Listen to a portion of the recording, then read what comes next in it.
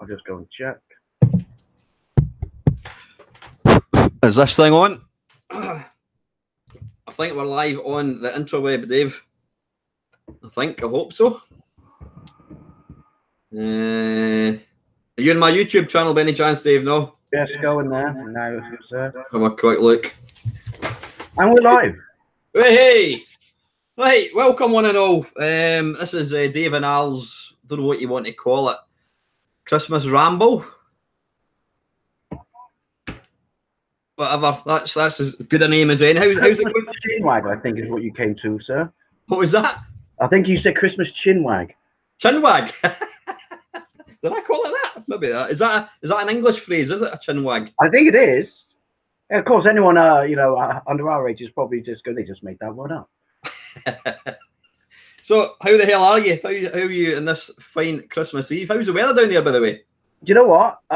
It's crap. It's cold and it's wet.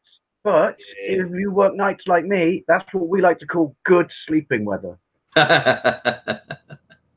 There's nobody outside to make any noise. So see when you finish, have you got like blackout blinds and that kind of stuff? Yeah. Do you know what the downside to blackout blinds is, though? This is what we call my game room, but because the neighbour's such a noise. Here we go, people. Just a little bit of background of Dave's life here. Because my neighbour's so noisy, I can basically game in it and I sleep on the other side of the house. So sun rises on one side of the house, which is generally when it's cooler in the morning when I come home, but it sets on the other side of the house. And when you pull a black down blind, which is black, and the sun comes on the back of the house and you're sleeping, it just absorbs all the heat. And so do you remember when it was really hot in the summer? Oh, and I had a little fan in the room, but all it was basically doing was, I was in a fan-based oven. It was just blowing around warm air. Just set the alarm so it could go bing. I could roll over to my front and we could base my back and carry on. Got to say, Dave, I watched your Christmas memories video last night. I was actually driving up to my sister's house and I listened to it, and I've got to say, I think I commented actually everything. I mean, you and I, well, I'm slightly older than you. Everything you said just resonated so much. You've got a fantastic memory, by the way, for the little details. Do you know what? This is something I knew when I was at school for revision. My memory works on if I really enjoy something, or if something makes me laugh, it just goes in and it just stays in there. And so you used to get all these books and crap they used to give for revision tips and stuff like that. If someone just said, "Make yourself laugh, Dave," or "Find a way to enjoy it," you'll be a bloody rocket scientist when you go up and pass all your exams. But no, I just did what everyone else did. took my studied leave and did fuck all with it. But watch TV. It's funny. The thing with Christmas, though, because as you know, I've never fallen out of love with Christmas, and so like that, like I said, that's just gone in there, and that's always been in there. And yeah, I just hope, because we are shake harder, boy. We are a different generation. I know that, and obviously technology and everything on demand and stuff like that. I do worry sometimes that kids these days don't get this. God, I sound so old. Don't appreciate Christmas for what it is, or get the same level of stuff out of it you have when you had less. If that makes sense. Yeah, absolutely. Because it less is more, and it's like that like the little things like the TV guide and circling and things and like that. And it was everything's on demand now, and it's Netflix and stuff like that. It was kind of Christmas and the big guns with movies and stuff like that, and having to record it off the TV, you wanted to keep it and pause the adverts and then start it again. And it was kind of being slave to your TV. And I don't mean it in the sense that's all you did at Christmas was watch your TV, but kind of being slave to it. And, like, on ITV at this time, there's this movie. Then we go over to BBC for, this Christmas special. Just made it that a little bit more special than just going, just go and watch National Lampoons on Netflix. Yeah. That's the thing. I mean, as you say, you were talking about Radio Times. In fact, what did you say? Radio Times, was that BBC or was that ITV? I can't remember. I think Radio Times was BBC. And TV Times, was that the other one? Yeah, TV Times was ITV and Channel 4. And I was like, and it dawned on me when I was doing that video, and I said, well, hang on a minute, but pre Channel 4, if you were buying Radio Times, you got BBC One, BBC Two, and all the radio stations. If you were buying TV Times, you just got ITV, and it was the same price. What a rip-off.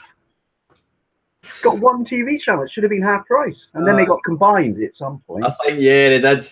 But that was part of Christmas. It's funny. I mean, nowadays, I mean, I still enjoy Christmas, but you know, say what you will, it starts in bloody October. But back in the 70s, whenever, I think you said your mum and dad didn't put Christmas decorations up until you broke off for school, which would be, I don't know, maybe a week before Christmas. Yeah. Sometimes even closer than that. And we were exactly the same. And for me, there were so many things. I mean, and now it's you know, boom, boom, boom, adverts, money, spending money. Back then, there were so many little things that, as a kid, I knew it was Christmas. My mum and dad, I mean, my mum did buy fruit, but not that much. I think it was more expensive back then. But at Christmas time, she always bought these. I remember satsumas were considered a foreign delicacy. Aye, absolutely. You got satsumas. The smell, my mum used to buy these big, massive, bright red apples. I don't know what they were called. What would they be called? I don't know. And like the smell of them, if I smell that now, it takes me right back to like 1975 Christmas. Like real, I know some people still do it, real Christmas trees, but that's another smell you always associate with Christmas. It's pine. Oh, and I saw this on Ashton's Christmas video. No, a couple of weeks ago. I think it was his Christmas video. And so I made a point of going to Iceland to get them and try them. I'm not making this up. Iceland pine-flavored crisps. I watched that very one, yeah. They are absolute, and you know me, I love crisps, and I'll eat bloody any crisp. They are foul. It's like eating a bloody air freshener from your car. I think what he said was it tasted like a salted crisp, and then you got the aftermath. It kicks in. You're like, this isn't too bad, and then it's like being punched in the face by an air freshener. But it was just. But I will say this it's a bit late now, but a little tip for Iceland, because they're amazing, is exclusive to them. Iceland butter and Marmite flavored sprouts. See that again? Iceland have got sprouts that are in a butter and Marmite sauce. Are you a Marmite man, are you? I've never actually tried the stuff, you know that? You've never tried it? I've never tried Marmite, you know that? Oh, love it. Well, it's my banner on Facebook. I love Marmite. Is it kind of salty? Is it? It's incredibly salty. Is it? Yeah. It's incredible. I remember when I discovered the low salt version, I actually thought, well, you can't make a low salt version of Marmite. I thought the whole point of it was if you ate too much of it, you dehydrated and died. Just blew away as dust.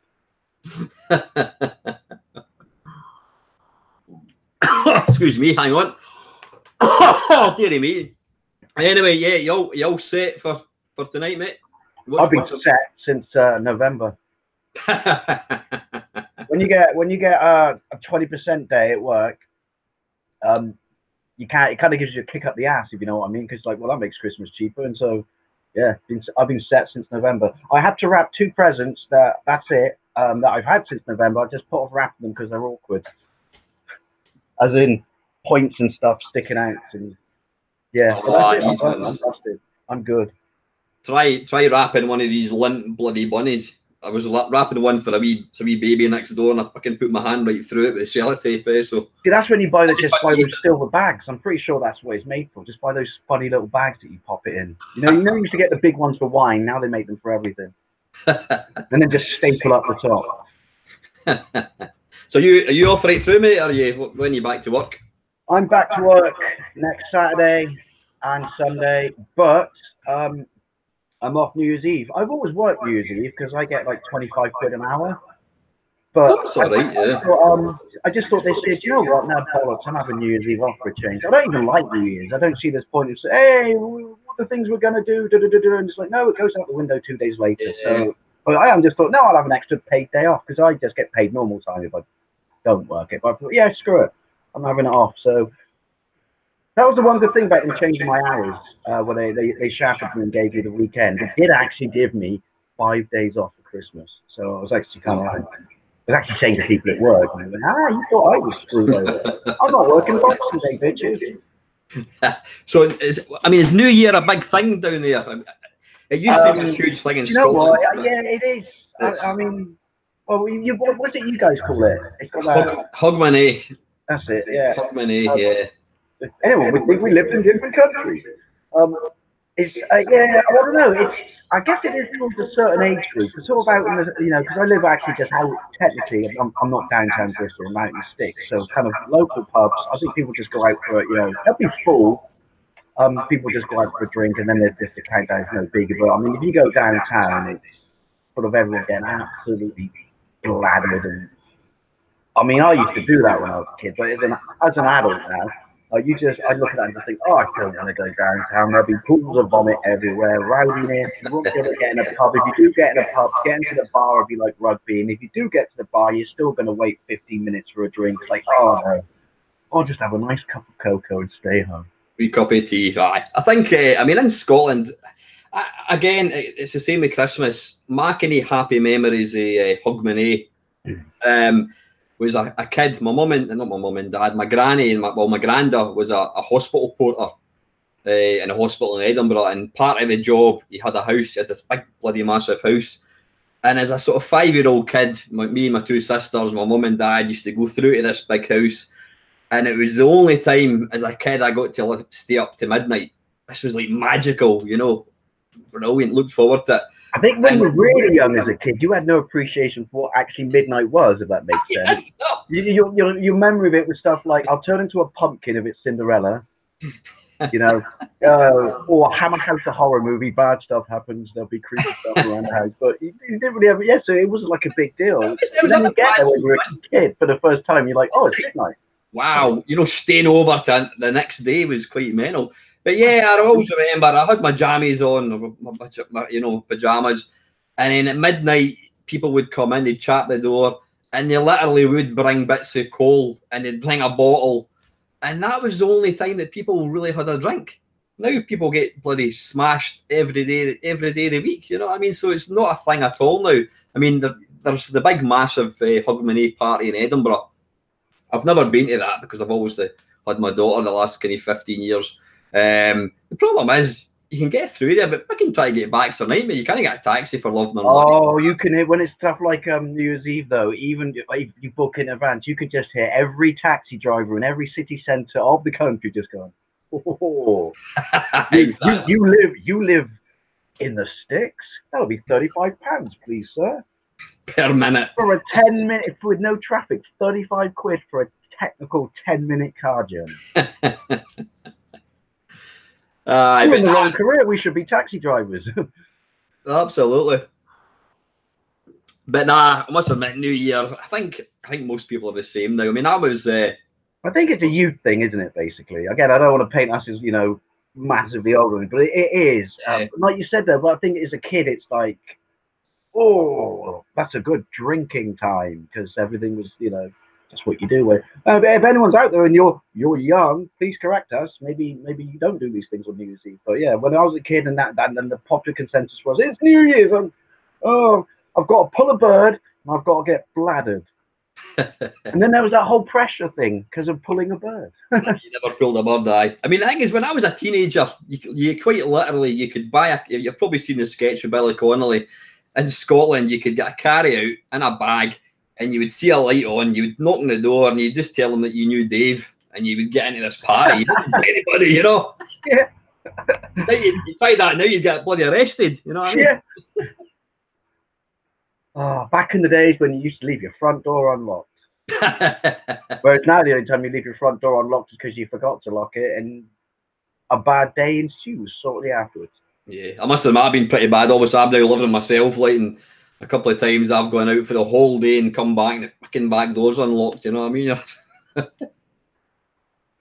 You got dogs, haven't you? I've got, I wouldn't bother, they're bloody sleeping anyway like that just now. But my dogs are really, really good. I know people go, oh, you got a small yappy dog, Scott Yorkshire.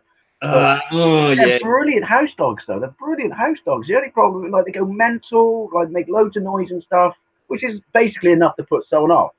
But the minute the person comes in the house, they just go, got any food? I'm your best mate. As long as they're outside, they're yappy. The minute they get in, they're best pal. Well, you're inside now, you must be my friend. And all my friends have food and treats. I must admit, I've got a Yorkshire Terrier lives next door to me. The fucking thing's out at bloody 6 o'clock in the morning yapping. And if my dogs so much as make one noise, I get out and kick their arse and they're back in. but they just leave this thing out for like half an hour. I hate it when people do that. Drives me bloody demented. Dogs need love and attention. If you're not going to give them love and attention, own a dog. Aye. No, absolutely.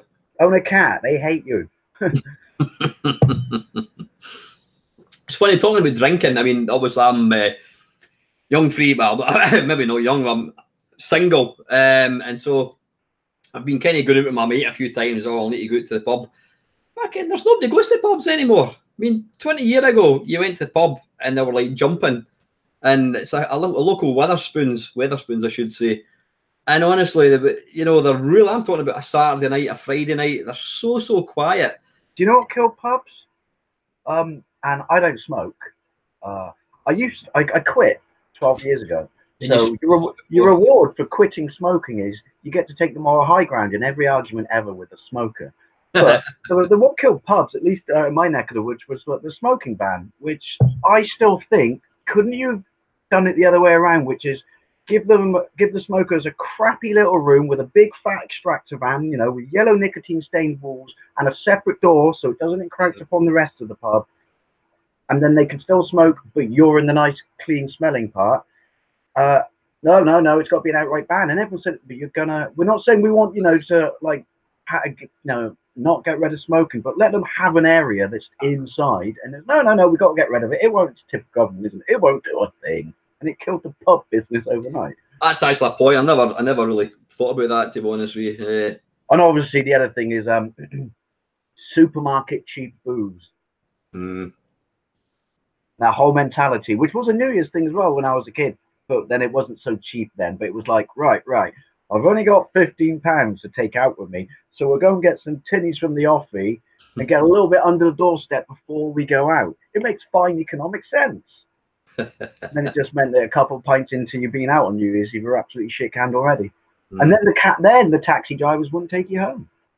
Yeah, that's true. I know. So is it the same in your neck of the woods, Dave? Are the pubs a lot quieter now than they were maybe 10 years ago? Do you think? Do you go? Yeah, definitely. I mean, like I said, you know, big nights. I'm sure there'll be heaving tonight, which that's something else I used to do when I was younger, but I don't like now. Which is I understand is going to the pub on Christmas Eve. I'm not, you know, criticizing anyone who does, but it's like, see, if you go to any local pub round by me, all you do is end up running into everyone at school you went with, or college that you never actually got on with at the time. And then once they've had a couple of drinks and I fucking loved you, man, yeah, and you just think, this is so false. You hated me. You wedged me twice. You accept them on Facebook and swap mobile phone numbers, and then you fucking delete them. I think I only have about 2 people I went to school with on Facebook that are actually, and that I've added, because I've had loads of people send me requests, and I'm just like, decline. No, I don't see the point. I mean, if it's someone I generally got on with at school, like really got on, we were mates, you just drifted apart, then that's the point of Facebook, isn't it? But if it's someone that you never ever got on with, it's just like, hey, I went to school with him, friend request. But you didn't even like each other at school. Why are you sending me a friend request? I take a certain amount of satisfaction looking at some guys that were fucking arseholes at school, and you look at them now and they're like fucking big fat guys. Oh, do you know what? You've got same thing, but I think I've aged rather well, as you have, sir. And I do like it when you see some of the people you went to school and you just go, what happened to your face? What happened to you? It's like, you're just like, yeah. I don't know. I agree. There is that's not selfish. That's not horrible. That's just human nature. But it's quite funny because I honestly think there's not just karma, you know, but there's also what I like to call karma for your face. Yeah. When I was all the massive dickheads at school have aged really badly. And that's called karma for your face. When I was about 17, I kind of palled about with a group of about 5 guys, and we're kind of pals. At the time, you felt like you were pals for like years, but it was probably in reality, it was probably maybe a year, whatever it was. But I've never been fat, but I discovered drink, and you were getting your dinner at night, and then you were going out to the pub, and you're coming home, and you were getting fish and chips, and so you know you were eating a lot of calories. And I got a bit chubby looking. Although when I look back at the pictures now, I think I wasn't fucking chubby at all, but I kind of felt like it. And this one guy used to constantly just ripped the shit out of me in a kind of quite a horrible way, to the point that he made me quite, you know, I don't know, Insecure, paranoid. Insecure. That's exactly it. And then we parted company. Never saw him again. He fucked off to Australia. And then it was his brother's 50th surprise 50th birthday party last year, and I got an invite, and he came across. And fucking hell, it's quite funny because one of my mates' dads, he just says it as it is. And he said to me, "Fuck, Alan, you're looking really well, son. You're looking after yourself." I said, "I do a bit of running and that." Yeah. He says, "Fuck's sake, James, are you been on the pie, son, you fucking fat bastard?" And I'm like, "Get it up, you." Karma for your face and body. That's what you should have said. Have you been on the pies? No, I bid you good day, sir, and just walk off. Ah, dear, but that's another thing. You know, it's not like we canceled it, but it's Christmas and New Year's. Like that's the whole friendship. That's the thing. I like your immediate family and stuff like that. Brilliant. But then there is this baggage thing, which is if you go to pubs and stuff like that, there's all this. I don't know. I wouldn't say full on falseness, but it's like going out, making conversation with people you went to school with who probably bullied you. But it's Christmas. Are you all right? Oh, how's it going? And you just think. You come home sometimes, you just go, why did I talk to that complete cock? I hated them at school. Yeah. And it's like, I'm not saying you have to be a bastard, but but this whole goodwill to all men and stuff like that. Like, nah, if they were a tit to you, then like screw what time of year it is. They're still tit. Nah, absolutely. I know, but so anyway, moving on from whatever it is we're talking about. You mentioned you've just picked up a VR type thing. On an Oculus Go. Quite interested to hear about this. What is it called, mate? Oculus Go. Basically, it's a standalone unit, so you don't need a phone. You don't need a PC, but it is made by Oculus. It's its own machine. I can't remember what the resolution is, but the tech-wise, it's 76 hertz refresh, but pretty much most stuff runs in 60. So you've got 3 degrees of access. It's got a screen. It's supposedly, from the videos I've been watching on it, better than the regular Oculus Rift. It's not obviously anywhere near as powerful because that runs off a PC. This is completely, I'm charging it at the moment. This is completely standalone, so there's no wires. So that is the unit. You don't need any unit, yeah. Really? You've got your little motion control, which is really nice. You've got a touchpad there, trigger, menu and stuff like that. And it's got its own apps. It's got 1,000 apps and games. I mean, it's more of a experience thing than it is sort of a gaming thing. But I mean, there are some really good games on there. But what's great about it is anything that was for the one you had for your phone, Gear VR. Is that it? Oh, I have still, yeah. All those apps are being ported over to this and stuff like that. So like off the bat, there's 1,000. That's the 64 gig one, which is £217 is what I paid for it. There's a 32 gig entry. But basically, yeah, it's just a standalone VR unit because the whole idea is, like, I mean, I've had VR before. I think there you go. Where the whole put your phone in thing. Yeah. But I didn't, I had a Samsung, but I had I had the access and movement thing because people forget when loads of people buy the phone VR thing. Go, why doesn't it work? It's like, well, you need the full access and movement in your phone, don't you? But I always had problems with it, like one eye being better than the other. Because I was always worried until I got this, that maybe because I got slight vision loss in one eye compared to the other. So I thought, is it that? Is it that? But this was just something else. It was I've got this thing called a pound coin jar, which is I never pay with cash. I always use my debit card. But when I do need to get cash, I just got in a habit of every time I broke a note, the pound coins would go in a jar. And so I do it every year to pay for my MOT. And my MOT happened at the start of December, and it was 155 quid, and it sailed through. And I just thought, I wonder what else I got left in the jar. And I counted it up, and I thought, oh my God, I've still got 255 quid. And I just went, guilt-free money. I don't have to worry about anything with that. I've covered everything. My MOT. I'm buying something nice for me for Christmas. For me. And I saw someone at work was talking to me about it. This is the thing that I if I looked into it, was Argus was selling these on Black Friday for 160 quid. So that would have been brilliant. But yeah, it's a standalone unit. You go into it, you can you got all your apps, Facebook, YouTube. There's a movie player in there. Movies are great because it's like being sat in a big, massive cinema. Has it got the kind of? Is it actually got like the sort of the virtual seats and that kind of stuff? Yeah. And what's great as well is you can use headphones, but I haven't yet because there's speakers in the base of the strap that are actually really, really good. I mean, if you turn it right up, everyone else will hear you. So I would suggest don't watch porn in it. But joke, everyone. I just have to put that out there. Someone said that to me. What, you got VR? Have you watched porn yet? Yes. Yes, that's what I bought VR for. Yeah. I did actually try that in the Samsung VR, and I've got to say, wow. But yeah, it's actually got proper surround sound in the built-in speakers. Really? It's little things you don't notice until you do VR when there's a bloke talking to you, giving instructions. But the first time you do it, all you do is this. And the sound's going in and out like that. And yeah, so I'm having an absolute blast. The only thing is the battery life. You can play it tethered. They say don't, but that's a health and safety thing because you trip over, what they say. But the battery life is, it takes 3 hours to charge, and your battery life is 3 hours. That's all right.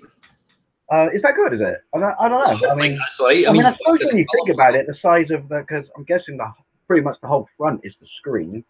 But yeah, I'm having an absolute blast in it. The horror experiences in it are absolutely phenomenal. I was telling you, I did a response video of it, the one where there's a ghost in your room, and it's this kid with red eyes, and he flicks in and out, goes into your closet, comes out the vent, and then pops out the door next to you. And then right at the end, sorry people, spoilers, he runs out the closet and he grows massively like that. And I shat my pants, I just jumped straight back like that and screamed like a little girl.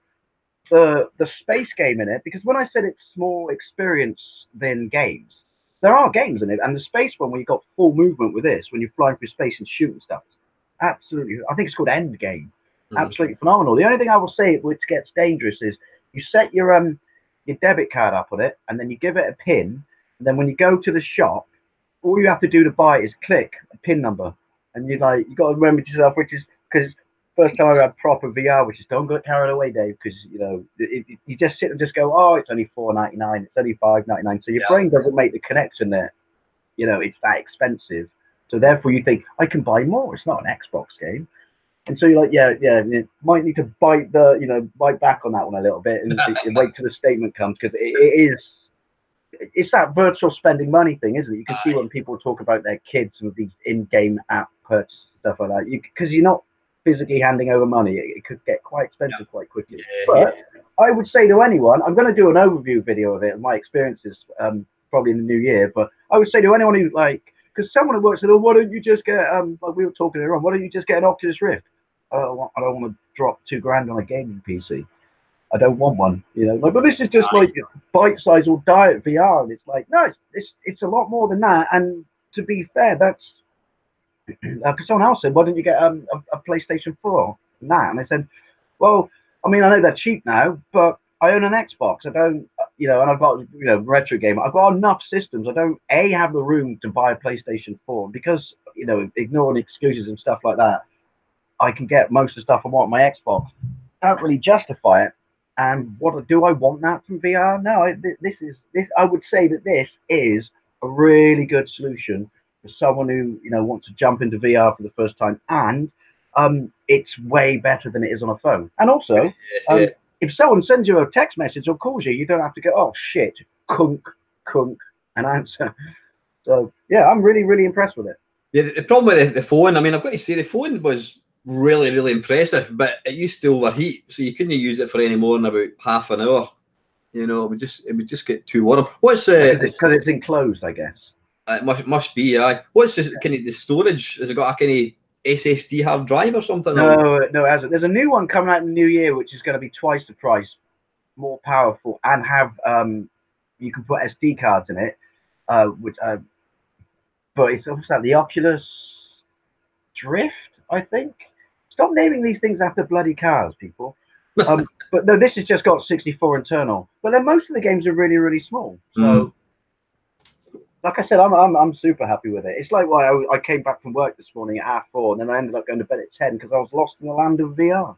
I'm watching, and because obviously they shouldn't be on there, but I was watching various versions of A Christmas Carol from YouTube on that. So it's just come in and know me better, man. So what can you watch Netflix through it? Yeah, oh yeah, it's got Netflix on it. Then yeah, the only thing that's annoying, but like I said, it's kind of new still, is I don't have Netflix. I have Amazon Prime. And it's like, oh, come on, put Amazon Prime on there. But then that might just be a case of you know, it's a newish system. These things, apps, you know, take time to check through and stuff like that. So I mean, you can't knock it, but the fact that there's 1,000, you know, apps on there, you know, and there's constantly new stuff coming out as well. Yeah. Yeah. Oh, and it was brilliant that they ported all the Gear stuff to it as well. So, you know, I mean, because there is Oculus stuff on there. But yeah, so then all, you know, but you got that shared library, so you've got a massive chunk of stuff as well. So you've got really beefy interfaces. Well, see, the power wise, I mean, how does the sort of processor of that thing compare to like a phone? Then is it? Do you know? I think it's pretty much what is it? I think it's called. Is it a Snapdragon processor? Oh Christ, no, you're speaking to the wrong man. I don't know. That's what it is in that, and I think it's the same as phones, but where it's maybe it's not quite as powerful, but where it breaks out the same is it doesn't have a phone interface or anything like that. It doesn't have to have anything running in the background. Yeah. So it just, the only thing which is weird is I had to use my phone to set it up. And there's a thing when you open it, there's a thing on the back of the eyes that says go and get the Oculus app and set it up with your phone. But I think, and you don't need your phone to use it. I mean, you can buy apps on your phone, but I think it just literally they didn't give it a setup interface, so you set it up on your phone. Is it okay? So the Oculus app thing that you need to install in the phone? Yeah, you just install it. Yeah, like I said, it's weird. And then once you've installed it, you never have to use it again. It's just that's what sets it up.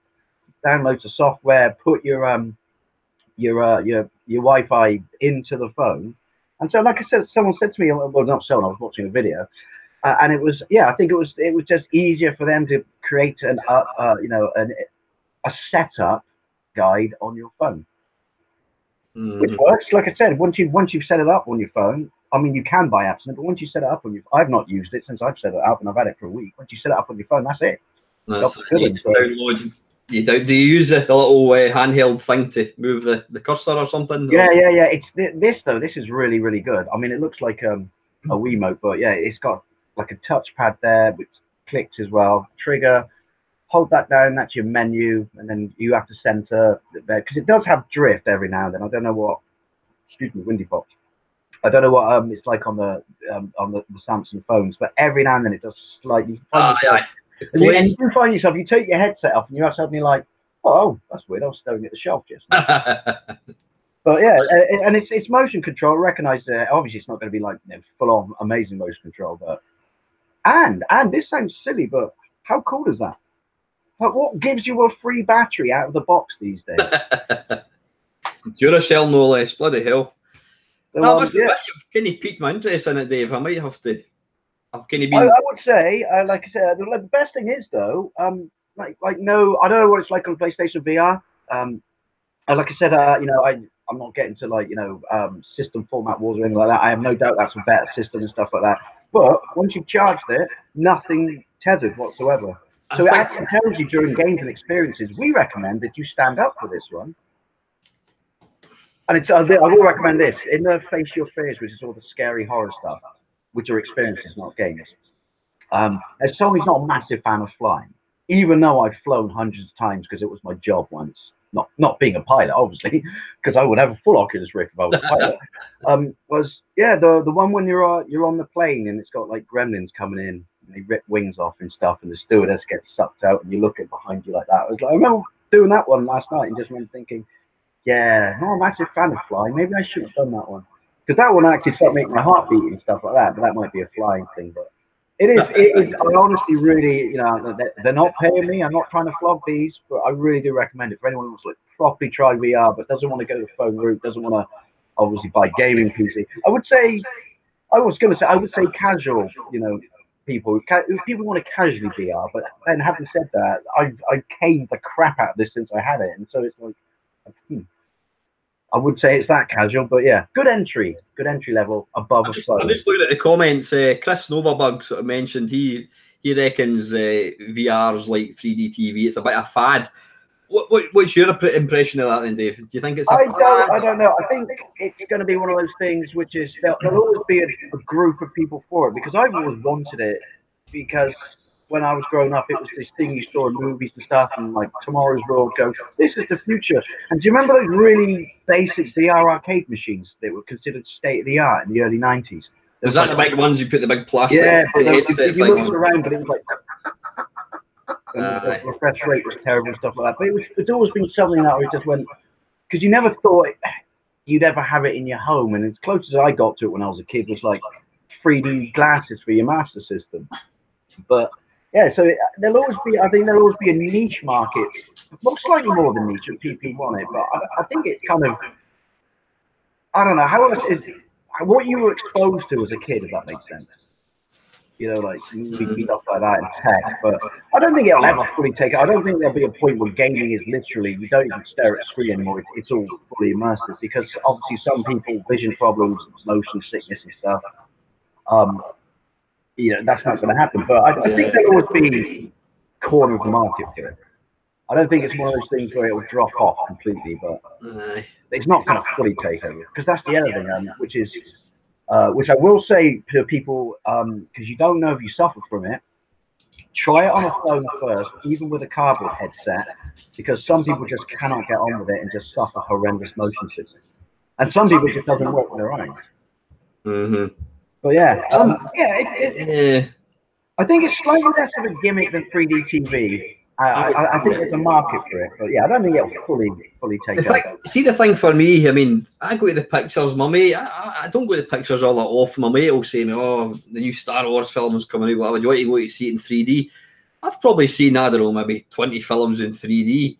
I could not tell you what films I saw in 3D. I couldn't tell you, because after 5 minutes, my brain just kind of switches off and I forget it's 3D. So I couldn't tell you what films I saw in 3D. It doesn't leave a lasting impression on me, if that makes any sense. I think it's a case of it's got to be fully shot with 3D cameras, or intended to be a 3D movie experience, rather than being ported over. And then if it's ported over, it's like the old one back in the 80s, like the, you know, Jaws 3D, which is, oh look, the shark's coming straight towards me, you just shot a bit with it head on, or it's blown up and here comes an eyeball flying at me.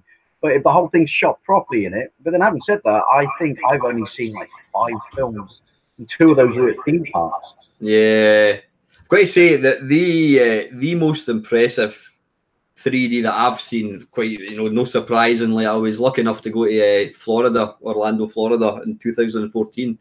And have you been across, Dave? Have you been to Florida, like Universal Studios at all? Oh, I haven't. I've been to the States loads of times, but I've never been. Well, there's a ride, Spider-Man ride, and it's just wow. I mean, it's you're inside this movie. You know, it's incredible. Obviously, it's got the whole like 4D thing going on. Like there's water coming on you, there's fire and all that kind of stuff. But I was going to say, I think that the thing for me with films, 3D films, it's you're looking into it.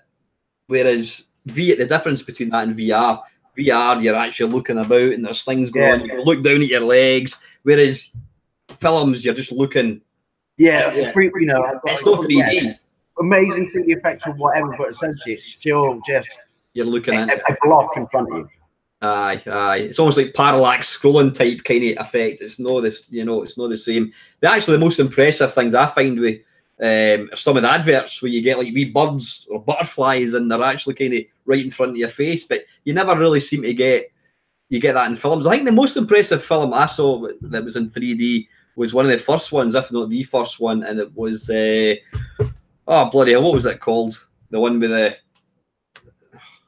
what was it called again? The one that was it no him that did Titanic, or no? Was it George Lucas? What was it called again? It was what was that? Avatar. That's the one, Avatar. Yeah. That was quite impressive, I have to say. Do you know what? This might blow people's mind. I've never seen it.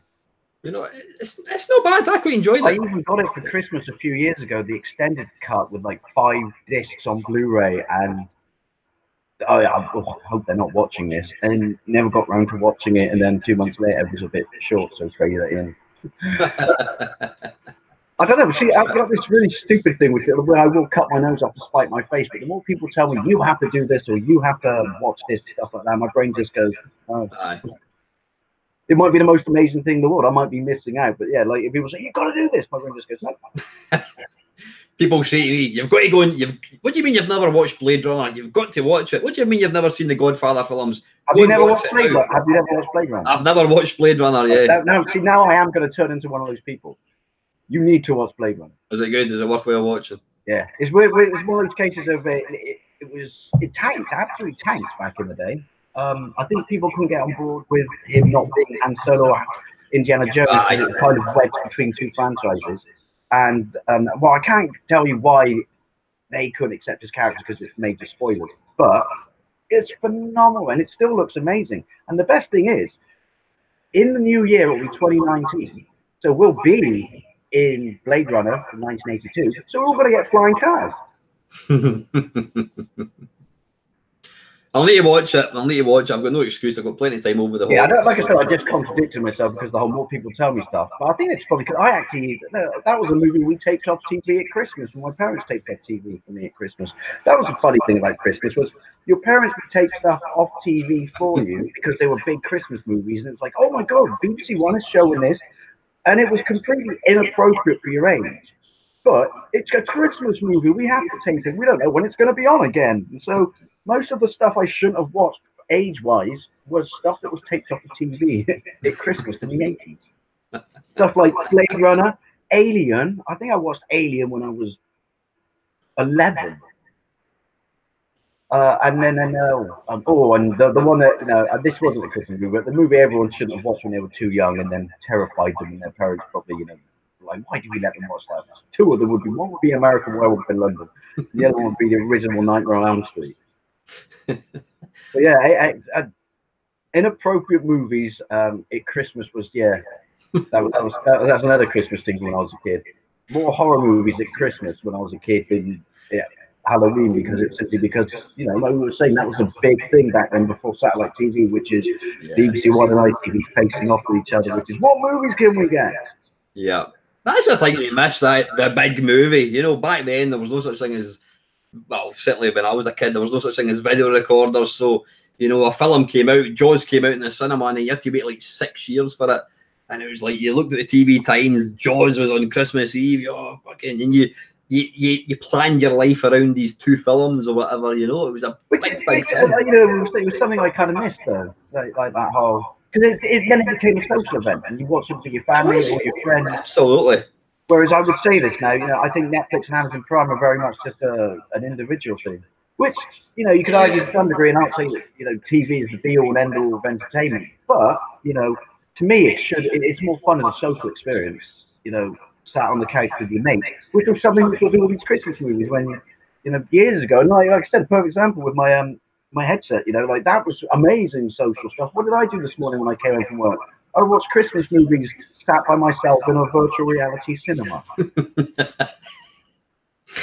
And the other thing is that you forget it's on your face and you got like a drink or some food and you keep going. Because that is so comfortable, by the way. Oh, that's good. Yeah. You can go like that and then you just go, like, you watch it like that and you're lost in your one, you want to have a drink and you just go, clunk. Oh, shit. That's what's really surprising. But I found a workaround for that, which makes you look like a complete tit. I'll take a picture and put it on Facebook. It's the first time I've used these since I was a kid. I bought a bag of straws. Oh, they're not plastic straws, by the way. Yeah. They kill turtles and things. I know, but have you tried at McDonald's with their cardboard straws? Yeah. They don't work. It just dissolves. And they say dissolving plastic into is bad. Well, I'm pretty sure, all the McDonald's I've had since they've gone to these cardboard straws, I could shit a box now. So much of it has gone into me. So you've got straw. You're telling me how you drink with your VR on. Do you put it? Because obviously it comes down to this. I got like a straw, and then again, you just you go like that. Find it on the side of your face. Keep watching the movie you're watching, and just go. It sounds like such a tip, but there's little things like that. Having a Coke or a beer or something like that. That's something you do in movies, but. So do you wear headphones with it, or is the sound? I have. And soundproof headphones, if you've got decent headphones, is amazing. But like I said, the little speakers in it are. I'm not going to say they're going to they're up there with headphones, but they are really really good, and they do have proper surround sound. So. Yeah. One thing I've got the PSVR, and I've got to say I am bloody impressed with it. Two things that put me off it. One, the bloody price of games. Obviously, you do get full games, but they're I don't really buy that many games. They're quite expensive, but I do get motion sickness big style. I mean, I think it's probably generally regarded as probably the finest VR experience in any system is Wipeout. Have you tried it? Wipeout? I haven't. I've heard very good things about it. It is mind blowing. I mean, you've seen Wipeout. You imagine that in 3D. Is it too much to take in because it's so fast? Or? Well, nah, for me, I just get motion sickness. You can there's so many different options. You can have the full Boona where you're actually like first person and you've got everything going on around you, or else you can be inside the cockpit, or else you can have, if you imagine you've got like inside the cockpit and you look to your left or right and you can see through the glass, or if you're like me, you suffer from motion sickness, you can have it blanked out so all you can see is in front of you. But even that, I just feel really nauseous. And after maybe 10 minutes, even about an hour later, I still feel quite sickly. So I can't play it, but it is incredible looking, But any kind of sort of fast-paced movement, I just find it turns my stomach. I'm fine with the kind of static type stuff. I wonder if it's a refresh rate thing or something. I don't know. Yeah, I think some people say that it's maybe like PCs, you can have 120 frames a second. I don't know. All I know is I do get a bit kind of sickly with it.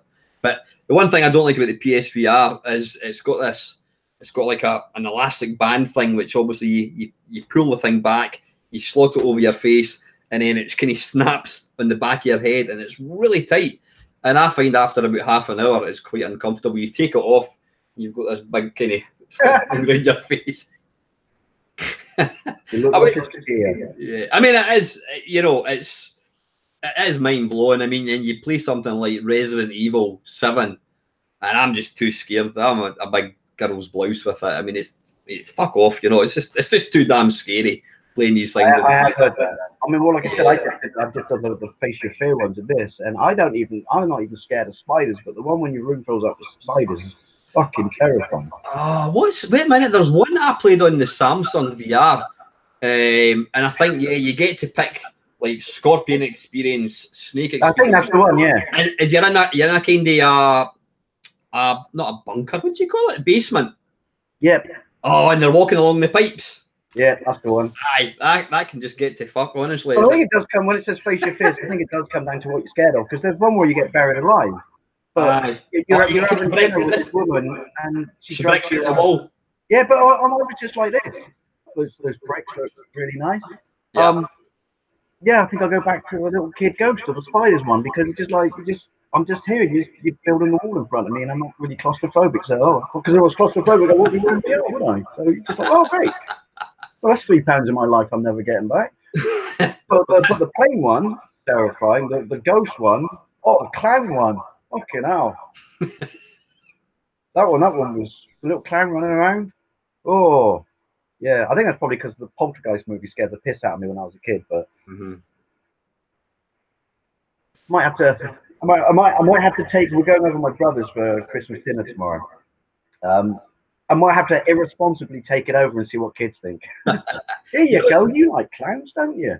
Oh, they're friendly. You'll love it.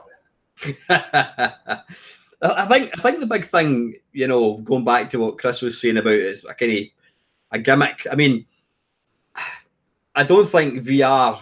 Well, maybe it will. I'll be long gone by then, but I don't think VR will ever replace your standard traditional gaming with a joystick, sitting on the couch, playing your Xbox 360, whatever. The thing is, it still requires setting up. The PSVR, you've got the bloody cables, you've got all these cables and whatnot. That thing you're talking about is kind of the next step. It's truly portable. Well, yeah, but like I said, I'd be interested to see what the Drift one is, which is the next one, which is twice the price of that, but is a complete standalone one. So. What do you mean? Is there one up for that? What's the there's one up. It's coming out next year, like in May or something. And it's like, I don't know, way more powerful, but it's still completely standalone. Yeah. I think once they have something like that, but it's like a PC, you know, top of the range PC kind of spec, and that will happen. Obviously, you know, that will definitely happen. And that's, I think, it will kind of step up. But I think VR is wonderful. It's a kind of thing. It's an experience. You want to sample it for half an hour every couple of days, and then you go back to your normal gaming. But it's amazing. You know, anyone that what's that? It's kind of, you know, it won't replace it, but it's a good compliment. Absolutely. It's like these things my sister made, fudge brownies. They're lovely, but you know, you only want to have a couple, and then you know that's you for a bit. You know, it's like really rich, and it's the same with VR. It is rich. It's quite tiring after half an hour. You do get quite tired playing it, but it blows my mind that, you know, 30 years from playing Space Invaders, we're now inside a game. It's like, wow, you know. Staring at the screen thinking, oh my God, Manic Mine is state of the art. And I remember saying this to my kid, oh, we're so lucky. They'll never beat this. One game that I did buy, and I don't buy many games for the PSVR, is I've been reading all about it, is the Tetris, whatever it's called, Tetris Effect, I think it is. Oh, it's a VR Tetris. It's basically it's bog standard Tetris. You play inside this little Tetris screen, but you've got all this visualization, and the music in it is awesome. Like when you get like a Tetris, you've got these big kind of whales sort of floating about, and when you get a Tetris, it explodes into like 1 million pixels and it comes showering towards you. It's beautiful. It's a beautiful game. It's probably one of the most zonal kind of games that I've played. You've got the headphones on, you're completely immersed in it. So I bought that. I've got to say that's lovely. That is really, really nice. That's funny though, isn't it? You know, like one of the best experiences you're saying in VR is something is a old school traditional game. Yeah. Hey, true story. You know, the bloke who made the original Tetris made no money from it whatsoever. Who, the guy that wrote it? Yeah. Because he was in the motherland of Russia, wasn't he, at the time? It was full of atomic gangs, so obviously any money from it they got. Of course, aye. There you go, lefties. Communism, it doesn't work. But now you've definitely, I might have to look. Where did you buy it about, Dave? I got it off Amazon. Aye. I don't know if you can buy it in, well, you must be able to buy it in the high street. I don't know. See, that's the other great thing about Amazon Prime, which is, you know, and also there's something else that ties into Christmas. Christmas shopping was a big deal back in the day. I mean, you see all these idiots who go out on Boxing Day sales and stuff like that, and, you know, stores open at midnight and that stuff like that. You know, but back in the day, it was a planned trip and stuff like this, and you probably tally up with other people because not everyone had cars and stuff like that. There's another tradition that's completely gone out the window, which is Amazon's Prime. Get it the next day or the same day. I'm going to do all my Christmas shopping and I'm not leaving the house. Mm-hmm. Fantastic. But another kind of experience that's been chipped away from Christmas. Yeah. One of the other things I was thinking about after watching your video was there was a shop in Edinburgh, I think there's one in Glasgow as well, called Goldberg's. It was a big, I don't know if it was a Scottish kind of shop, but they used to have this really big, epic Christmas kind of scene with animals, and it was probably really bloody basic. I remember that. It was like animatronics, like and reindeer and all that.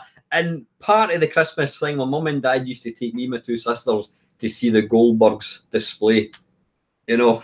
Yeah, no, Debenhams and kind of home stores isn't there anymore. They used to do the same thing.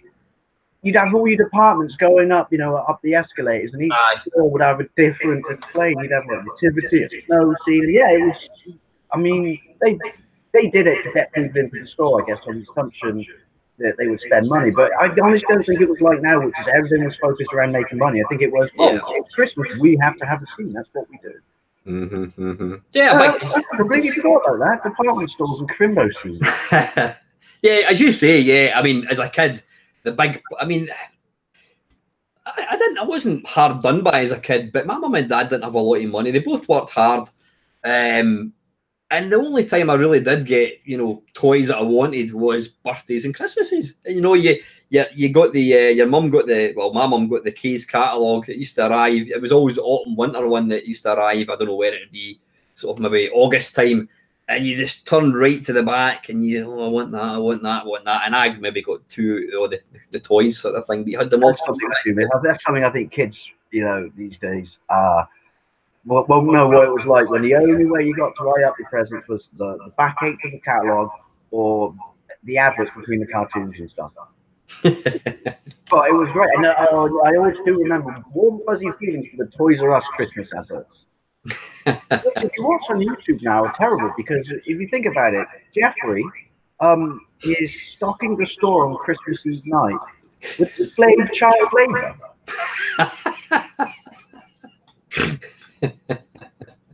Toys R Us. We know they went under because they couldn't compete. And well, let's be honest. Overpriced as well. They were completely overpriced. But that was a big magical. I remember when the first Toys R Us opened Bristol, or on the outskirts of Bristol when I was a kid, and that was a big deal. You went to Toys R Us even if you had no intention of buying anything at Christmas, just because it was an event. It was a Christmas event. It was just epic. Yeah. No, but anyway, just a quick one. I was up in CEX or Sex, whatever you want to call it, and I've got to say, have you been there recently? We just got one that's opened in the my nearest high street. I've never see for anybody that's maybe not got a gaming console, whatever. See for PlayStation 3 and Xbox 360 games, even Wii games. I picked up about 10 games yesterday.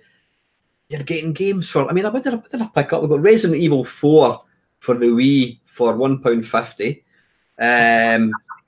I got Mario Galaxy for the Wii for, was it £3? It's crazy, isn't it? Games are £1, £1.50. Honestly, if there's games you want, if you've got an Xbox 360 or PlayStation 3, get into CEX. Have you noticed 20 quid, you'll come away with 10 games. It's just mental.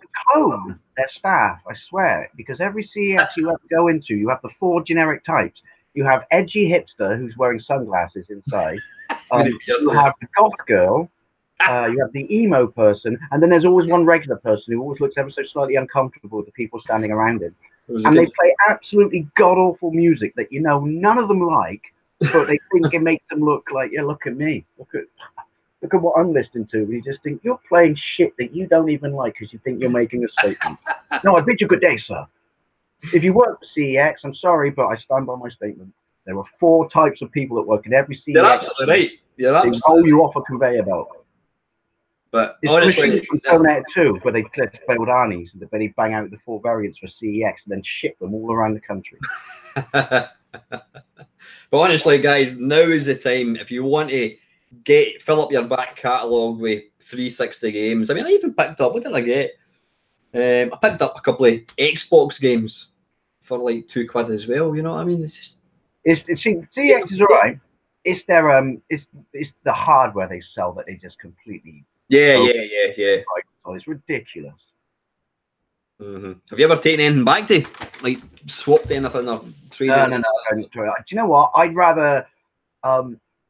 even rather just give something away to a friend than trade it for the peanuts that you get. If only because you could literally go another next week and see the thing that you traded in there selling that someone would probably pay that price for. And you just think, you shafted me, you bastards. But that's modern trading, isn't it?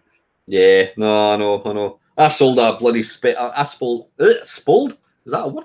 I sold a broken Spectrum Plus 2 on eBay, and I think it went for, was it £4 plus postage? I think I made about £1.50 on it, and I've still got to pay the eBay fees. You know what I mean? But yeah, but that's kind of like I think that's a bit different in the sense that that's sharing the love of something, which is it's no good to me. I'm not making any money off it, but this is a Spectrum. We should preserve this stuff. Yeah. Whether it's parts or whatever. I can that stuff I don't mind. I don't like taking it to CX simply because I'll get fucked all for it. They'll make a massive amount of money. Yeah. If you lose on it, but you're giving it to a good home, that's kind of acceptable. Karma, goodwill and karma is your word. I think I mentioned this in the last one. Actually, I took it was something. It was a guy at work. His son had a PlayStation 2, and the guy says, "Look, if you want to take the games and trade them in, you can get half the money that you get from." I think it was something like 70 games, and they were going to give me like £7 for like 70 games. Hey, fuck off. See, I just had a pop at Comic Town, but capitalism, it's great. No, I know. So what games are you playing at the moment then, Dave? What's your, have you a big kind of current gaming fan, or is it more old stuff? Or I'm playing at the moment. Do you know what? I'm actually having a massive Sega Saturn kick at the moment. Oh, yeah. Once your Saturn plays foreign games, or imports, I should say. There you go. That's me showing my age. When I play foreign games, it's not all of them, obviously, but because the Saturn was far more popular in Japan, well, technically it was a failure, wasn't it, in the West? But because it was more popular than the N64 in Japan. I didn't realize that. Really, yeah. That certain Japanese games exist in such quantities. I mean, if you wanted to buy Die Hard Arcade here, boxed, I don't know what you're looking at, 30 quid. Or you can buy the Japanese one, which is called something slightly different because they couldn't give it the Die Hard license in Japan. But it's exactly the same game. I bought that import, even it's got the spine card and everything, for £5. And so all those difficult to get games, like I got both. I obviously didn't get the RPG version because that's still massively expensive. But got both versions of Panzer Dragoon for a £5 each. I've got the Die Hard Arcade. Yeah, I don't even buy PAL games for my Saturn anymore because it's just, there's no point. So I'm on a big Sega Saturn kick. Also because I was a PlayStation kid when I was a lad, and so I'm kind of like, it's kind of nice to. I think that's another thing about retro gaming that people don't understand is when they go like, oh, it's all inferior and stuff like that. But it's a lot of them, and not just nostalgia, if that makes sense. But a lot of the mindset is you can put yourself, you know, in the mind of, I never had this as a kid, so you're not seeing it as antiquated or out of date. You've got that kind of child, you know, mentality. Yeah. So you are kind of genuinely enjoying it for the first time again, and you're not judging it, and you actually look at it and go, wow, that looks amazing. Whereas you show it to someone, you know, who never played it or doesn't have that kind of, I don't know, love of everything old that they missed out on, they probably just go, oh, it looks pants. Whereas I can kind of look, this is so much better than that game, you know, like, oh, you can tell that this is 4 years later. I think the word I'm looking for is old fart. What's that? I think the words I'm looking for to describe it is old fart. Now, I love my Saturn, I must admit. It's got some. What was I playing on my I can't remember. Oh, what I'm looking at my shelf now. Xbox One game I was playing the other day. Not Red Dead Redemption 2. I'm putting that off till after Christmas because I know that will just suck up. That is amazing. That is amazing. I've not played it that much, but yeah, the attention to detail, like the fact that you can walk about in the snow and then you can piss off on a horse somewhere and come back and the snow prints are still where you left them. Like, it's mind blowing. Yeah. See, that's the other the thing, which is you know, this instant downloadable patch on day one crap and stuff like that. I'm sure Red Dead has one too, but where Rockstar are so far ahead of everyone else is they don't bang games out where someone else would just bang it out. You know that only half of it is on the disc and the other half is a download because they had to get it out to meet a certain date. I mean, if you think about it, how many Grand Theft Autos are there? 5 and 2 expansions. But look how old the franchise is, and it's if that was an Activision or EA franchise, there'd be one every year to the point where it wasn't special anymore. And every time you get it, you have to sit there for 4 hours downloading the rest of the game. And that's what I like about Rockstar is their stuff properly crafted and love and effort's gone into it, as opposed to, you know, the EAs, which is cash grab, get it out. You know, this is a yearly thing. Yeah. I mean, Grand Theft Auto wouldn't hate Call of Duty anymore if it wasn't yearly. It just one company just made it, and it was just every 2 years.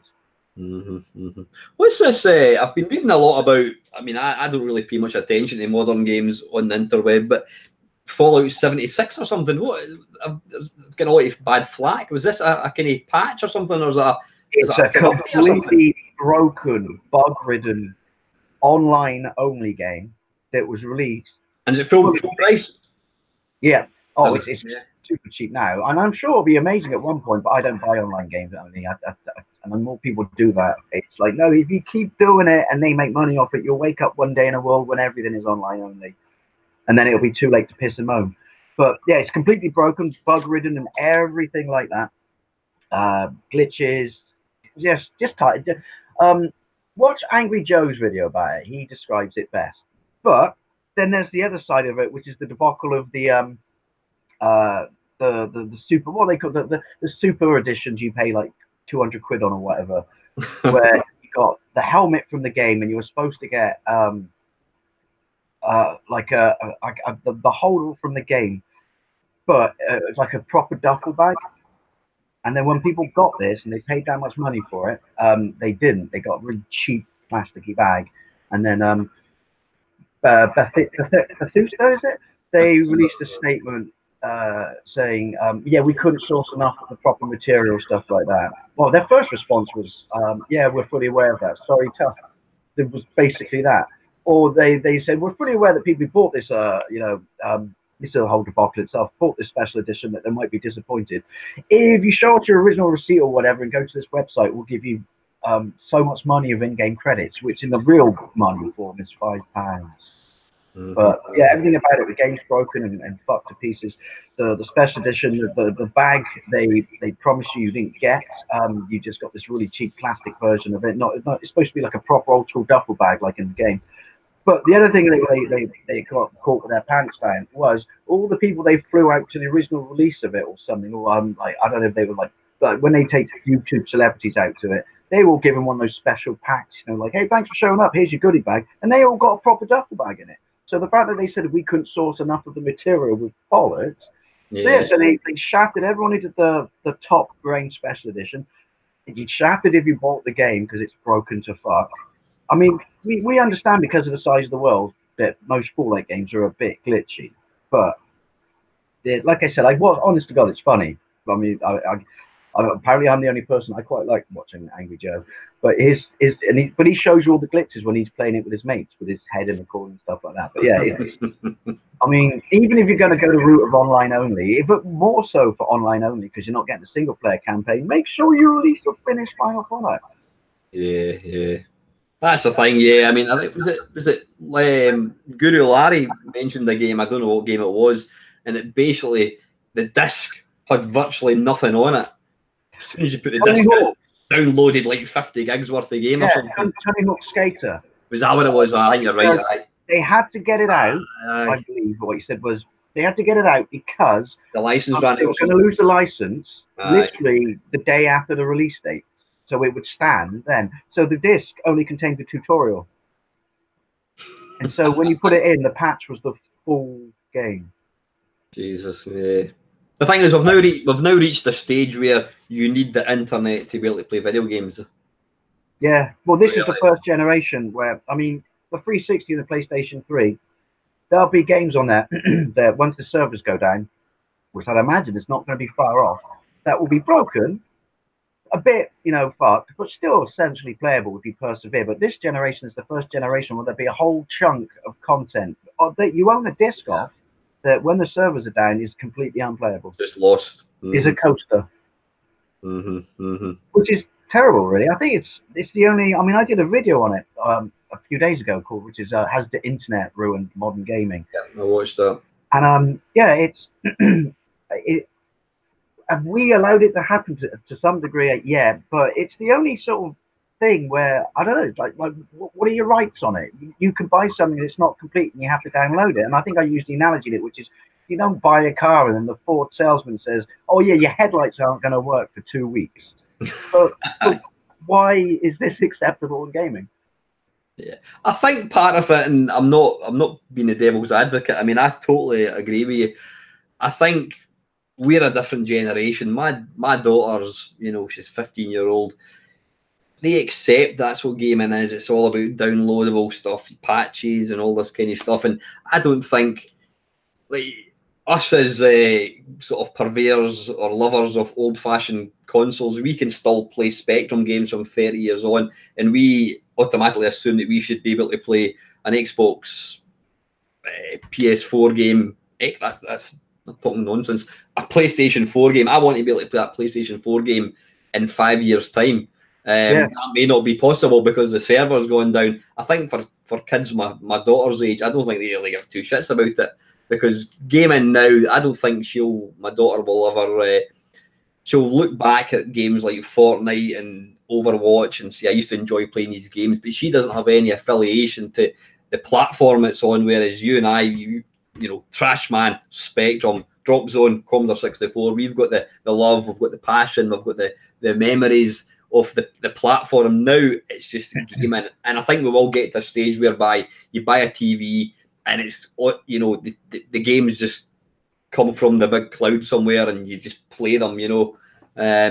I fear that, invisible. but it's going to happen. Everything is just becoming more and more throwaway. Do you think when the PlayStation, where are we now, the PlayStation 5 or the Xbox 6, whatever you want to call it, are you going to buy the next generation? I think the next generation will probably be the last physical console generation I will buy, because Microsoft has said they're going to do 2 versions of the same console, aren't they? One will be the full, you know, full fat experience with an optical drive and everything, and the other version will be, which is, I don't like it, but it's kind of clever for them. The other version will be a streaming version of the same console, but they understand that you have to release the full fat version one because not everyone has amazing internet. And I thought, you know what, I'll buy the, you know, the proper traditional console for that, and again I'll buy it because I like the Microsoft experience. Not a fanboy, just the whole sort of online architecture. When I say online, like, you know, like Xbox Live and stuff like that, I prefer that. So I'll buy that, but then after that, when we are, you know, and let's be honest, this is one thing, you know, we could always blame the government. The government says we've got all these initiatives we have and this funding and this money we give, and everyone's right to have perfect internet. How about sorry people in the country? No, and if you just lay off that a little bit, government, we get to keep our traditional consoles for a lot longer. The minute there's bulletproof internet, and it will be pretty much a generation after this, that's it. Then it's not going to be you can't play your game anymore. You know, after that, and you've got a coaster, then your whole console's going to be a bloody coaster when, you know, the servers go down. So I think, I will buy the next generation traditional version, but that'll be it.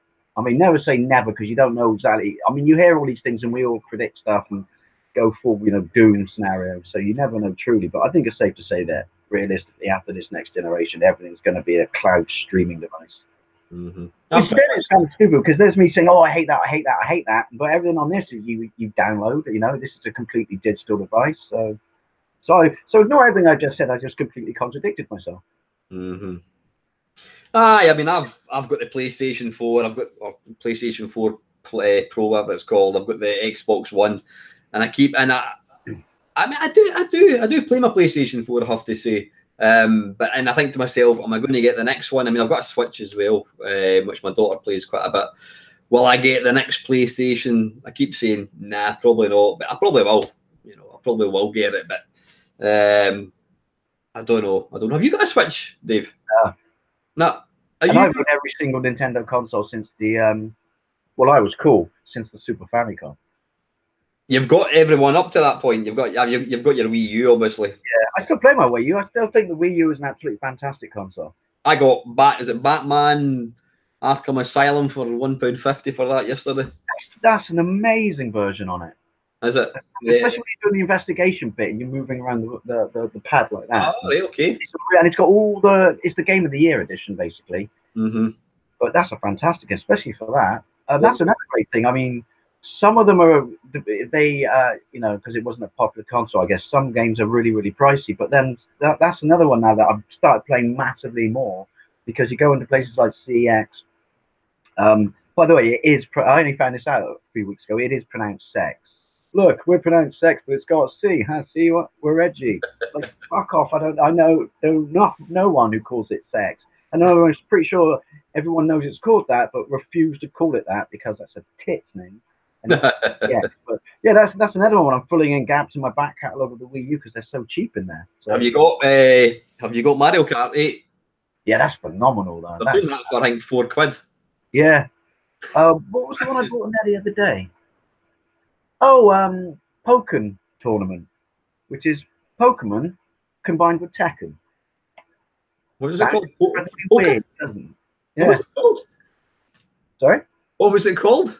Pokken Tournament, as in Pokemon Tekken. So do they fight? You get it's a fighting game. I've got a video of it. You know, check that out later on. But yeah, that's one that, you know, came quite difficult to buy, and they wanted 20. It's been 27 quid in cash converters for a year, and he was like, "You're not learning yet. You're not going to sell it for that." But it all comes down to the fact that it's got a card in the box that gives you a character like an amiibo. Well, I'm not a massive Pokemon fan. I just wanted to play it because it was a fighting game crossed with Tekken. And I got that from CEX for 12 quid because it didn't have the card. So you've It's not really got good. It's like I said, it sounds incredibly weird, but it's really, really good. Yeah. And then there was the other one. Is it Devil's Third? That's an amazing Wii U game. Devil's Third, never heard of that one. You're in prison, in your own personal cell because you're so badass, covered in tattoos, and they let you got your own drum kit. Pretty much like modern prison when we reward all the bad people. And it's a third-person game, but then once you get a gun, you can go first-person, and yeah, you just go through this prison killing people. And it's another example of the Wii U's a kids console. Not quite as bad as it was considered with the Wii, but that game's full on insane and awesome. Right. See, that makes me think of Manhunt. That's a game I've never played. I think I've got it for the Wii. Never played it. Have you played it at all? Yeah, I remember the controversy that caused back in the day. But it's got well playing, is it? Yeah, it's definitely worth playing. I don't know where I played it on the PlayStation 2, even though I had a Wii. I still have my original Wii. There's a console I still, mainly because it's modern. There's a console I still play a massive amount. I just actually plugged my Wii in this afternoon. Actually, I hate the flack it gets. You know what? Like, I hate the flack it gets. I mean, there was a lot of shovelware on there, but there's a lot of shovelware on everything. And it was just a case of, well, don't buy everything. That's your solution. It's full of it. So put a gun to your head and said you have to buy all the shit. Just pick what you want to buy. Read a magazine, go online, they type in 10 best Wii games or 10 best adult Wii games. Buy them. Speak with your wallet, absolutely.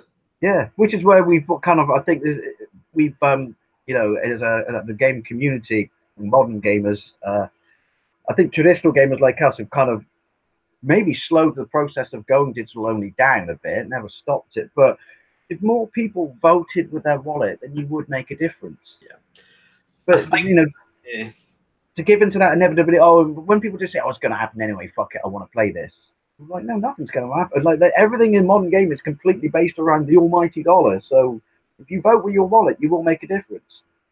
I understand the temptation for like the big titles you want to play, but it's stuff like Black Ops 4. Don't make Black Ops 4 amazingly successful, because if you do, then there'll never be a single-player campaign again in a Call of Duty game. And I'm there. Well, no, I can't, because loads of people complain. But I was going to say, maybe I'm the only person who actually likes single-player campaigns in Call of Duty games. Yeah. I mean, what do you call it? Mario? Is it Mario Galaxy? Yeah, Mario Galaxy 2. People gave the Wii a big slating because was it 480i or something? Yeah, 480i or 576p as well. Something like that.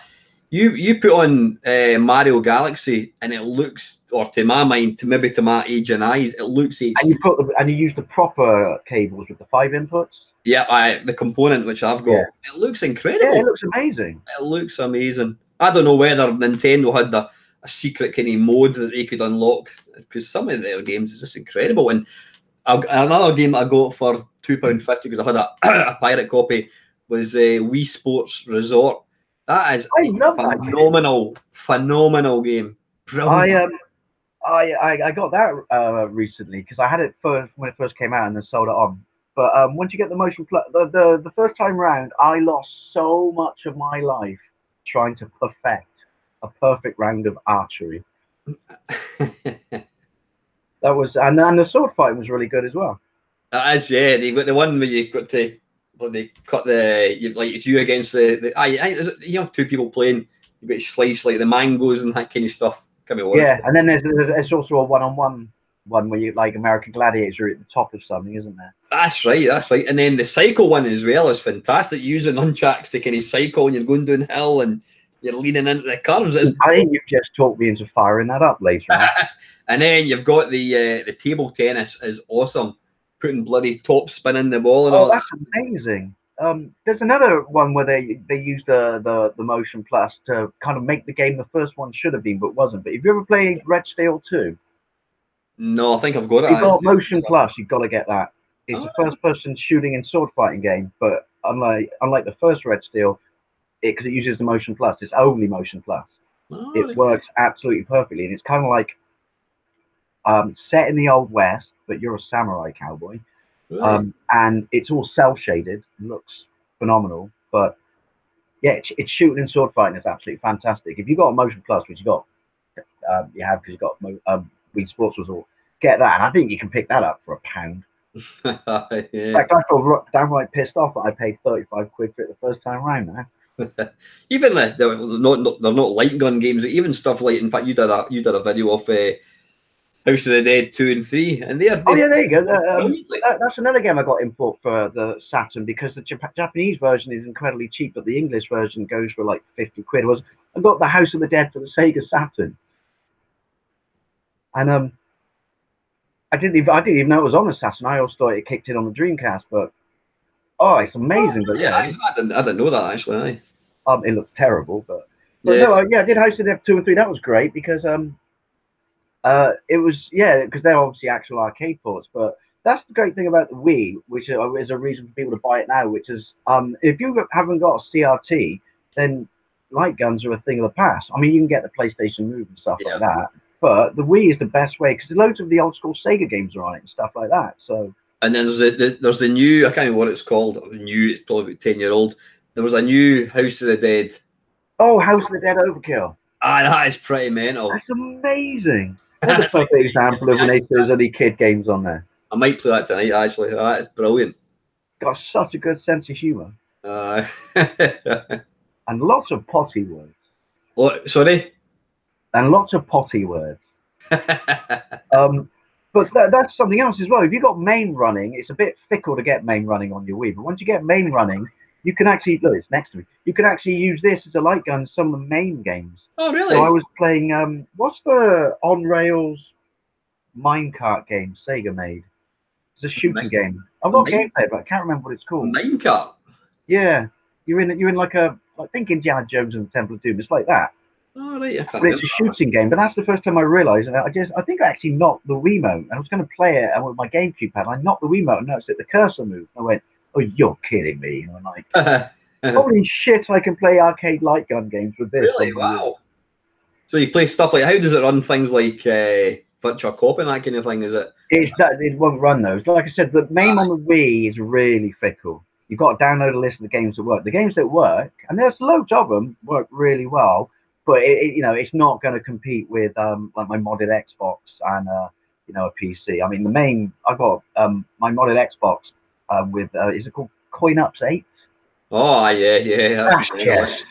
I mean, I've had it for 2 years and I still go through it and just go like the number of arcade games now I haven't played, and I should because I remember them when I was a kid. It's just through the roof. I mean, that machine is a hacker's delight. Brilliant, isn't it? That's when I'll need to get set up, actually, but my brain's just making a big mental list now of everything I'm gonna have a big fat crimbo weave of gaming now. Sorry, VR, you might be on the back burner tonight. Listen, Dave, I'm going to have to probably call it a night. It's almost 7:30. Listen, guys, huge apologies. We've completely ignored everybody. We've not even looked at any comments. So we just get lost in the world of oldness and nostalgia. I know, there's an absolute abundance of comments. And what we should do is, once it's not Christmas, and so we have no reason to talk massive nostalgia, is do another one where we will specifically, I promise people, answer those questions. That sounds like a plan. Even maybe during Christmas, New Year, something like that. I don't know what your plans are, mate. Well, like I said, I'm doing nothing on New Year's, so. Aye. Well, we'll work something out, and we will. And we'll actually do it. Mamemeister and Lawnboy actually answer your questions. there's our working title. That sounds like. I hope you guys have enjoyed it, even though we completely forgot to answer. Yeah, I know. Listen, thanks. There's 22 people watching at the moment. Thanks very much for tuning in. I mean, you guys must have something better to do on Christmas Eve than watching. I like to think they're streaming this on their phone in the pub. So anyway, listen, guys, Dave and I are going to check out. It just remains for me to personally say thank you very much for all the support I've had over the last 12 months from yourself as well, Dave. I hope you all have a wonderful Christmas and a absolutely wonderful New Year. As do I. Okay, right, guys. Thank you very much for watching. Have a nice Christmas, and we'll catch you again later. Take care, guys. See you.